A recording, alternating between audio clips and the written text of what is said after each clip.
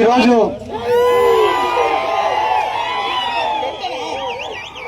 YSR Congress party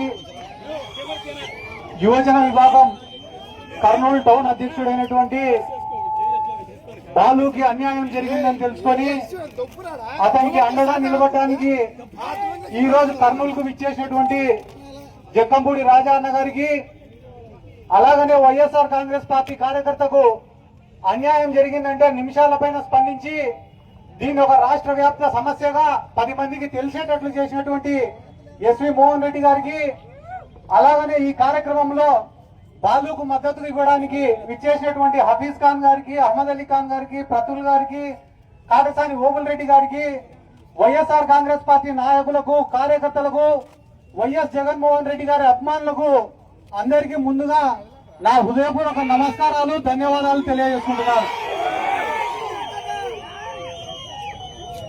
బాలుకు అన్యాయం జరిగింది, పాపం ఆయన ఆత్మహత్యాయత్నం చేశాడని తెలుసుకొని నిన్న ఆయన ఇంటికి వెళ్ళడం జరిగింది. మేము ఆయన ఇంటికి వెళ్ళిన తర్వాత అక్కడ విలేకరులు నన్ను అడిగినారు, దీనిపైన మీ స్పందన ఏముంది అని అడిగితే నేను మంత్రి గారిని అడిగినా, సార్ మీరేం సార్ అంత ఖాళీగా ఉండారా, మీకేం పనులు లేవా, మీకు ఒక శాఖ ఇచ్చినారు కదా సార్ పని చేయమని, ఆ పనులన్నీ సాధించుకొని ఈ పిల్లోడి మీద ఎందుకు పోయినావు సార్, నువ్వు తప్పు కదా సార్, నీకు 10 మందికి మేలు చేసేదానికి, ఈ కర్నూలుని అభివృద్ధి చేసేదానికి మంత్రి పదవి ఇస్తే ఆ పిల్లోడి పైన పగ తీసుకునేదానికి నీ మంత్రి పదవిని వాడుకుంటాను కదా సార్, తప్పు సార్ అని చెప్పి నేను మీ మీడియా వాళ్ళని చెప్పిన.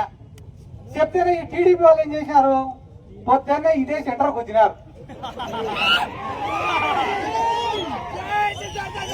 ఇదే సెంటర్కి వచ్చి ఎస్వి మోహన్ రెడ్డిని, సిద్ధార్థ రెడ్డిని అరెస్ట్ చేయాలంట. మీరు అన్యాయంగా అరెస్ట్ చేస్తారని మేము ధర్నా చేస్తాంటది, మళ్ళా వచ్చి సిద్ధార్థ రెడ్డిని అరెస్ట్ చేయాలంటాడు వాడు. ఒరే ఆ సబ్జెక్టులో నేను వేసిన మొక్కలు ఇప్పటికి చెట్లు కూడా ఉంటాయి.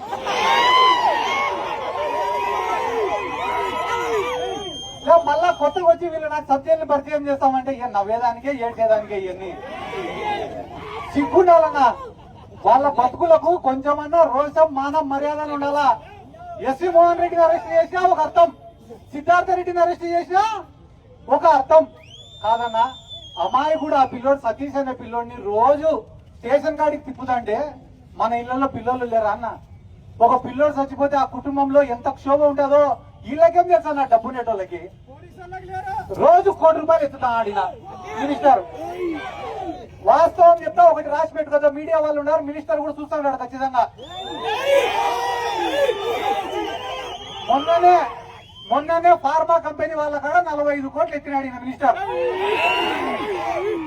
నారా లోకేష్ కూడా తెలియకుండా 45 కోట్లు ఎత్తినాడు. ఎత్తితే నారా లోకేష్ పిలిపించినాడు భరత్ని, పిలిపించి నాకు తెలియకుండా నువ్వు ఎట్లా ఎత్తినావు, 45 కోట్లు ఎత్తేటప్పుడు నాకు చెప్పాలా లేదా అన్నాడు. అనింటే దానికి భరత్ ఏం చెప్పినాడు తెలుసా, డాడీకి చెప్పినా నేను అన్నాడు. దానికి లోకేష్ ఏమన్నాడు తెలుసా, చెప్పాల్సింది మీ డాడీ కాదురా మా డాడీకి. వీళ్ళు ఇంత నీచంగా ఇదే పూడిచెర్ల కాడ సోలార్ పడితే దాని పక్కన 1600 ఎకరాలు కొనుక్కునేదానికి ఈ టీజీ భరత్ సిద్ధమన్నాడు. మొన్న వాయినా వాళ్ళ పిఏ ఇద్దరు కలిసి పోతారంట కారులో.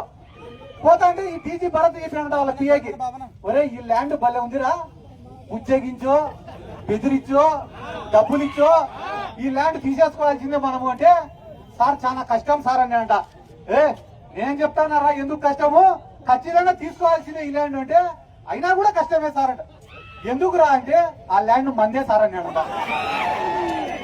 అంటే యాడ ఎంత భూమి ఎత్తుతా అనేది కూడా వీళ్ళకి తెలియదు. డబ్బులు ఎక్కువైపోయి పేదవాడు అనేవాడు కళ్ళకు కనపడకుండా వీళ్ళకు తయారైనాడు.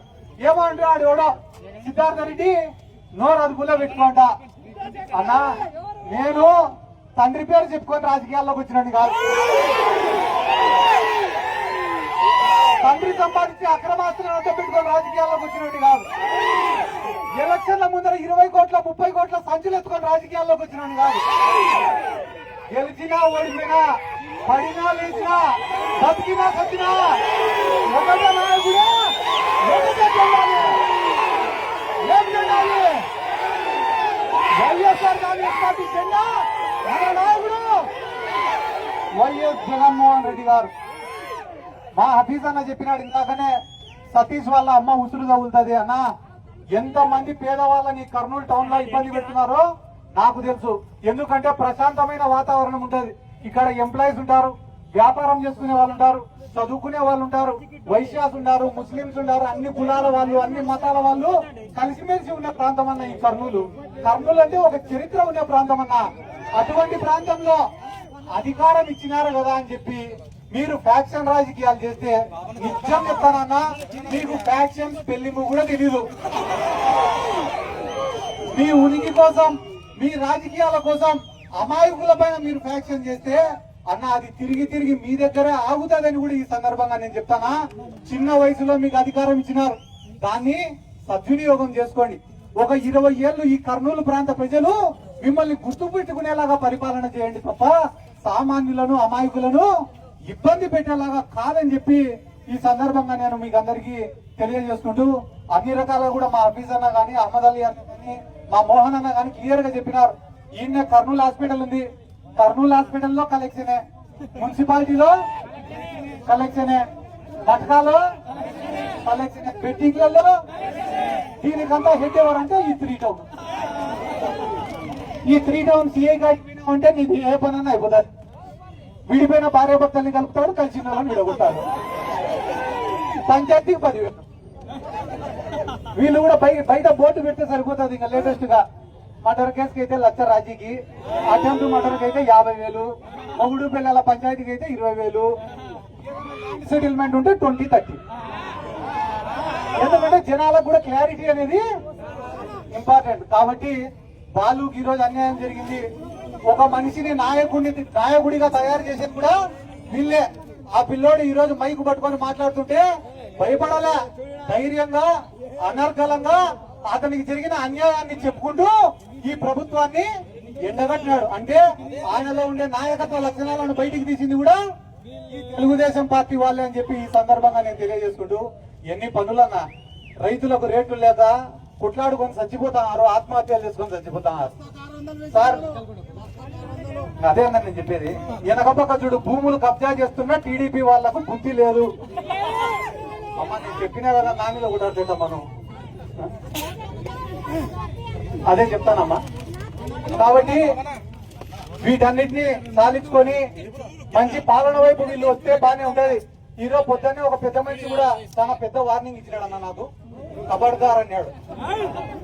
ఏం బానే ఆయన స్పెల్లింగ్ చూసి నేను ఖబర్దార్ అన్న. నేను కూడా ఆయనకు ఒక మాట ఏం చెప్తానంటే, నాకన్నా 30-40 ఏళ్ళు పెద్దోడు ఉంటాడు వయసులో, ఎవరో ఆయన పేరు తెలియదు. ఆయన ఇక ఖబర్దార్ అనే ముందర ఒక మాట ఆలోచించనా, నేను యాడ 1 రూపాయి అవినీతి చేయలే, నేను యాడ దోపిడీ చేయలే. వీలైతే నా సొంత డబ్బులు ఖర్చు పెట్టుకొని రాజకీయం చేసినా తప్ప రాజకీయాన్ని అడ్డం పెట్టుకొని నేను డబ్బులు ఇంటికి తీసుకొని పోలే. నువ్వు ఏ దేవుడి పైన ప్రమాణం వేసి చెప్తావు చెప్పు? ఒక ప్లాట్ లో లెక్కెత్తలే అని, ప్రతి ప్లాట్ ఎవడు వెంచరేసినా నువ్వు లెక్కెత్తాల్సిందే. నువ్వు కూడా నా గురించి మాట్లాడితేటన్నా పోనీ టీడీపీ వాళ్ళని ఒక మాట అడగాలనుంది. మీరు అవినీతి పనులు దేవుడి పైన ఒట్టేస్తారా అని అడుగుదామనుంది. వీళ్ళు అబద్ధం చెప్పేదే దేవుడి మీద ఒట్టేసి, ఎందుకంటే తిరుమల లడ్డూనే వదిలిపెట్టాలా వీళ్ళు దేవుణ్ణి. ఇప్పుడు నేను దేవుడిని ఎత్తుతారా ఒట్టేస్తారా అంటే దేవుడినే ఎత్తుతారు వీళ్ళు.